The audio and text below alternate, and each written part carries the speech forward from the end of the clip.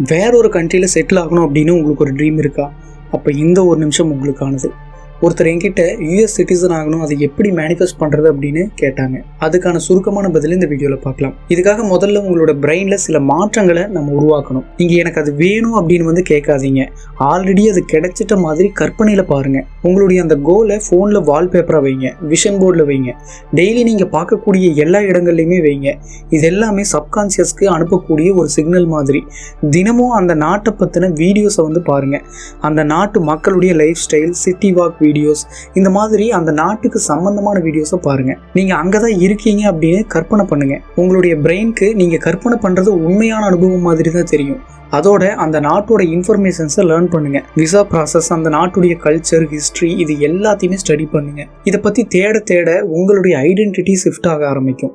இது வெறும் மேஜிக் மாதிரி பார்க்க வேண்டாம். இது உண்மையாகவே உங்களுடைய நியூரல் கண்டிஷனிங் சம்மந்தமானது. ட்ரீம் கண்ட்ரி மேனிஃபெஸ்ட் பண்ணணும் அப்படின்னா ஜஸ்ட் அஃபர்மேஷன்ஸ் மட்டுமே போதாது. பிரெயினுக்கு டெய்லி எவிடன்ஸ் கொடுக்கணும். அதுக்காக இப்போ நான் சொன்னதை ஃபாலோ பண்ணுங்க. நன்றி.